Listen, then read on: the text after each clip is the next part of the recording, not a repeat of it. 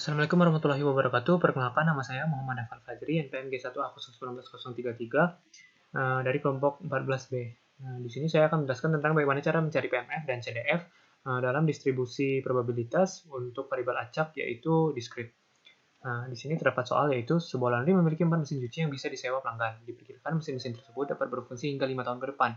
Jika X menyatakan keadaan mesin yang masih baik, tentukan ruang sampel dari variabel acak X tersebut dan tentukan CDF dan PMF-nya. Untuk mencari PMF atau probability mass function, kita harus mencari tahu terlebih dahulu berapa itu ruang sampelnya. Di sini dapat kita perhatikan poin penting, itu X menyatakan X itu menyatakan keadaan mesin yang masih baik, sehingga pertama kita harus cari dulu kondisinya atau kondisi dari permasalahan ini dengan menggunakan form faktor. Nah, di sini dapat kita lihat karena saya menginisialisasikan untuk mesin yang masih baik dalam 5 tahun itu dengan B, dan yang sudah jelek itu dengan R. Sudah atau rusak itu dengan R, sehingga mendapatkan kondisi seperti berikut. Seperti contohnya ada benar-benar, semua kondisi di mana jumlah mesin dalam 5 tahun itu masih benar semua, dan seterusnya. Sehingga di sini terdapat 16 kondisi atau 16 ruang sampel. Nah, dari ruang sampel ini dapat kita ciptakan tabel. Kita ciptakan tabel, yaitu tabel peluangnya. Tabel peluangnya dapat dilihat seperti ini. Tabel peluangnya dapat dilihat seperti misalnya, di sini terdapat kondisi di mana semuanya itu rusak, dan karena tidak mewakili apapun, sehingga disebutkan 0 di sini. Tidak ada, karena tidak ada yang benar. Tidak ada yang baik dalam 5 tahun. Kemudian untuk ada 3 yang benar, kondisi di mana 3 mesin benar, itu ada 4, untuk 2 mesin benar ada 6, untuk 1 mesin benar ada 4, dan untuk semuanya benar itu ada 1. Kemudian kita dapat cari peluangnya, yaitu peluangnya sebagai berikut. Untuk peluang tidak munculnya sama sekali X atau mesin yang masih baik dalam 5 tahun itu 1/16 atau 0,0625. Kemudian untuk peluang munculnya 3 mesin yang masih benar dalam 5 tahun itu 4/16. Peluang munculnya 2 mesin yaitu yang masih benar yaitu 6/16, 1 mesin 4/16, dan semuanya masih baik semua itu 1/16. Kemudian dari sini dapat cari PMF-nya atau probability mass function-nya. Probability mass function-nya itu sendiri memiliki syarat atau memiliki syarat. Itu nilai-nilai dari fungsi probabilitas berada dalam interval 0 sampai 1. Artinya peluang Px itu tidak mungkin kurang dari sama dengan 0. Itu tidak mungkin. Atau Px itu harus lebih dari sama dengan 0. Artinya tidak mungkin negatif. Kemudian untuk sigma Px-nya sendiri, sigma semua peluang itu harus sama dengan 1. Dapat kita cari sigma Px-nya. Sigma Px itu seperti, artinya 1 sama dengan 1/16 tambah 4/16 tambah lagi 6/16 tambah 4/16 tambah 1/16, sehingga muncul angka 1 ini dari semua jumlah ini, semua masanya ditambah itu haruslah 1. Kemudian dari sini dapat kita cari tentunya PMF-nya atau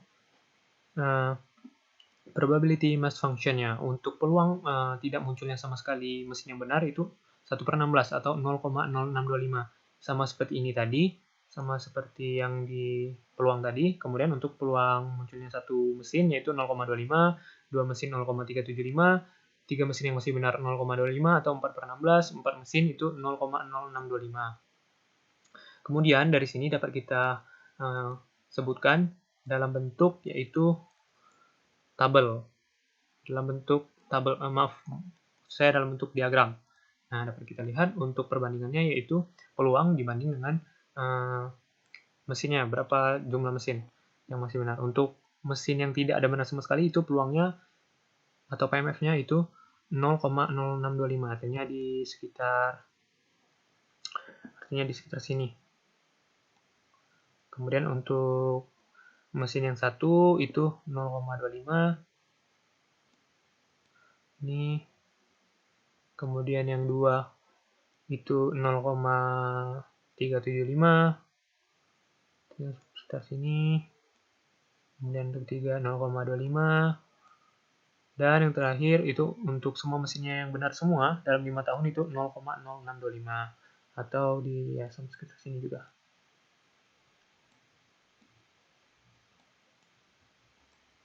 Dan setelah kita juga bisa mendistribusikan PMF ini dalam bentuk fungsi atau dalam bentuk fx, sehingga untuk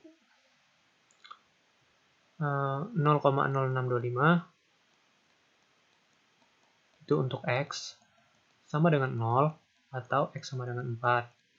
Untuk x sama dengan 0,25 itu untuk x sama dengan 1 atau x sama dengan 3. Dan untuk 0,375 itu untuk x sama dengan 2 dan 0 untuk lainnya. Sehingga begitulah cara untuk menggunakan metode PMF. Setelah mencari PMF, kita tinggal mencari CDF-nya atau fungsi distribusi kumulatifnya. Dapat kita, sebentar, saya hapus terlebih dahulu.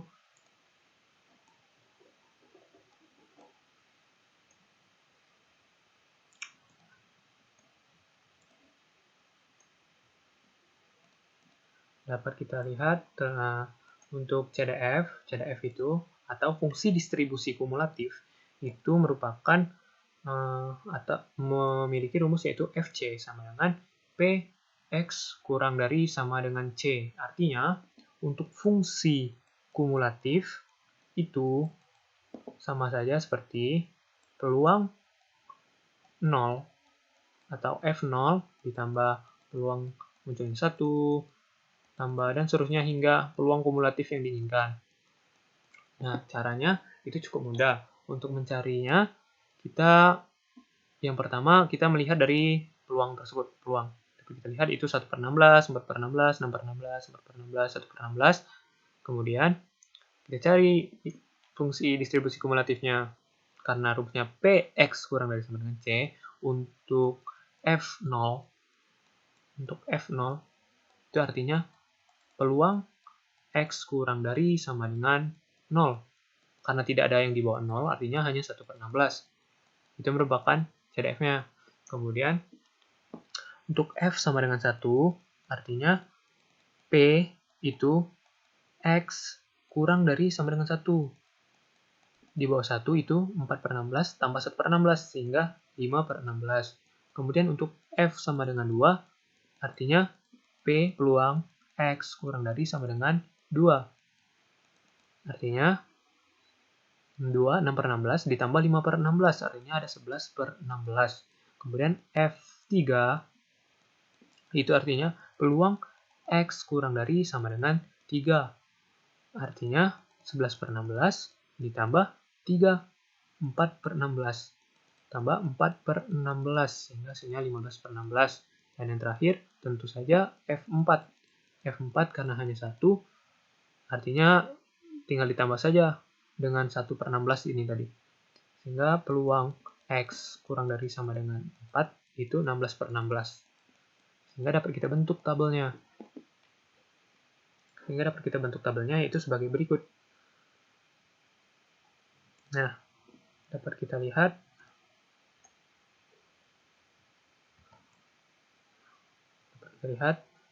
untuk X0 dengan X sama dengan X itu 1/16, untuk 0 1/16, untuk 1 5/16, untuk 2 11/16, untuk 3 15/16, untuk 4 16/16. Sehingga dapat kita bentuk diagramnya sebagai berikut.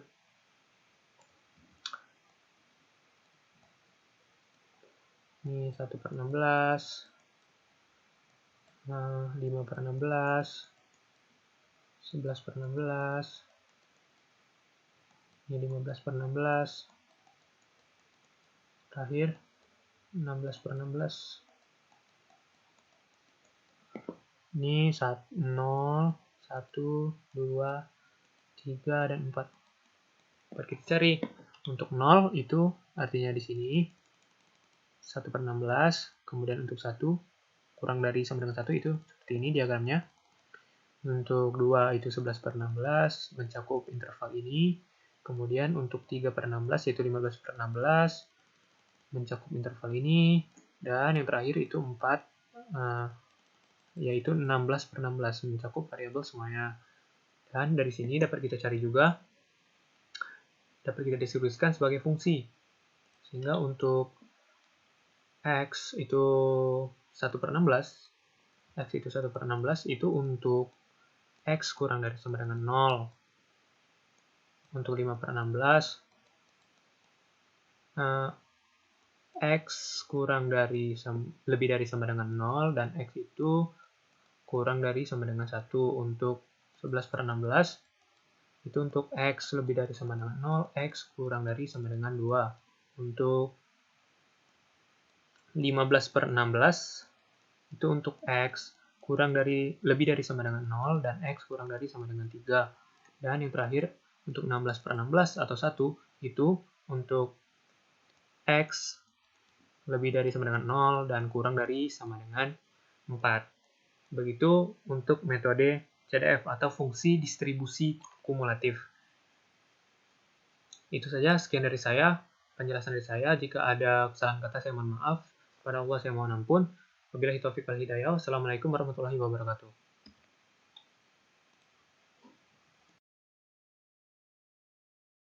Assalamualaikum warahmatullahi wabarakatuh. Saya Jasmine Mandasari, NPMG 1A 019051.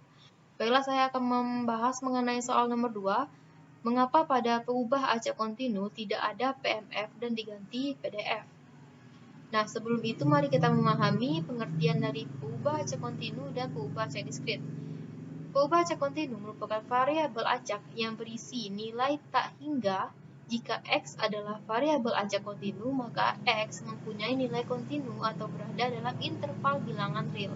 Jadi, pengubah acak kontinu ini akan berada dalam interval, contohnya seperti misalnya berat badan, misalkan dalam rentang 35 sampai dengan 70 kg. Nah, di dalam rentang 30 sampai 70 kg itu terdapat nilai X. Entah itu 36,5 sekian-sekian, entah itu 39,1 sekian-sekian, sehingga hasilnya itu bisa dikatakan nilai tak berhingga. Nah, untuk pengubah acak diskrit, yaitu variabel yang dapat memiliki sejumlah nilai yang dapat dihitung. Contohnya, satu kelas terdapat 40 mahasiswa. Nah, berarti ini merupakan nilai yang pasti. Jadi, pengubah acak diskrit itu dapat disimpulkan bahwa merupakan nilai yang pasti. Lalu, bisakah PMF digunakan pada pengubah acak kontinu? Nah, PMF sendiri merupakan fungsi yang dihasilkan dari probabilitas variabel acak diskrit dengan nilai spesifik. Nah, rumus dari PMF ini mengacu kepada probabilitas variabel acak diskrit. Jika PMF dikaitkan dengan pengubah acak kontinu, itu tidak bisa.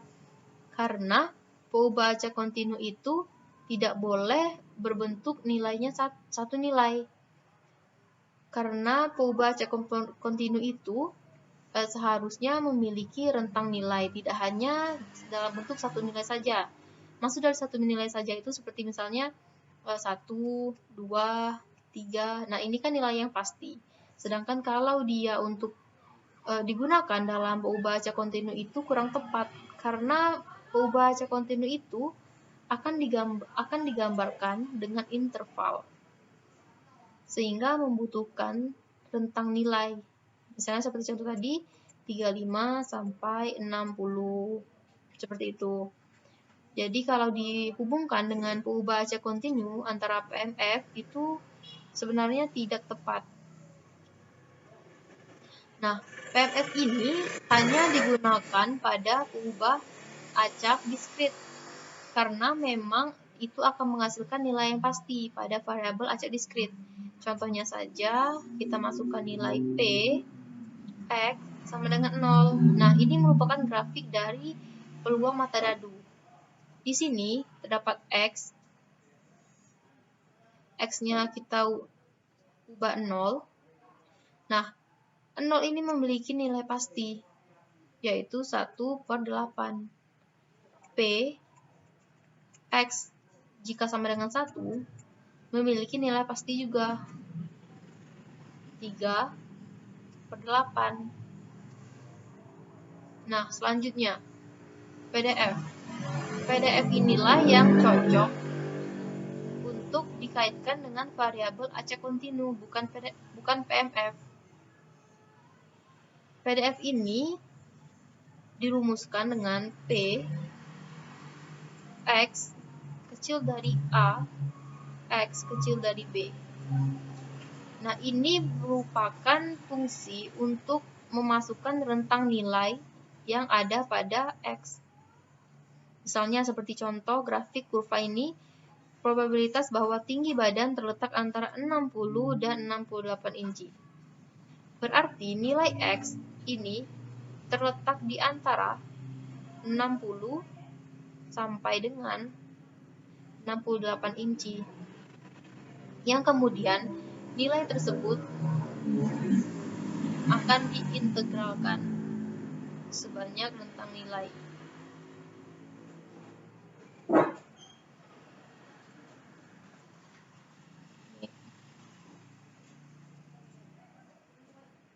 Kenapa tidak menggunakan PMF saja? PMF itu dia merupakan nilai yang spesifik, sehingga jika dilibatkan dengan variabel kontinu, itu tidak bisa diintegralkan karena nilainya hanya satu. Jadi variabel acak kontinu itu lebih cocok kepada rumus PDF daripada PMF. Saya kira itu cukup. Wassalamualaikum warahmatullahi wabarakatuh. Suatu kotak buah berisi 6 coklat dan 3 apel. Jika seseorang akan mengambil 3 buah dari kotak tersebut, maka nyatakan dalam suatu fungsi peluang PDF dari banyaknya apel yang akan diambil orang tersebut. Gambarkan juga fungsi sebenarnya atau CDF. Diketahui sebuah kotak berisi 6 coklat dan 3 apel. Ditanya banyaknya kemungkinan apel yang akan diambil. Gambar fungsi sebenarnya. Untuk mengetahui jumlah kemungkinan apel akan diambil, kita dapat menggunakan persamaan F dalam kolom X sama dengan C 3X min C 63 min X per C 93. Pada F X sama dengan 0 didapatkan C 30 min C 63 min 0 C 93 sama dengan 5 per 21. Kemudian F X sama dengan 1 C 3 min C 93 kemudian 45 84 dengan 5. Dan pada F X sama dengan 2 dengan C 32 min C 63 min 2 C 93 sama dengan 18 84 sama dengan 3 per 14. F X sama dengan 3 kemudian C 33 min C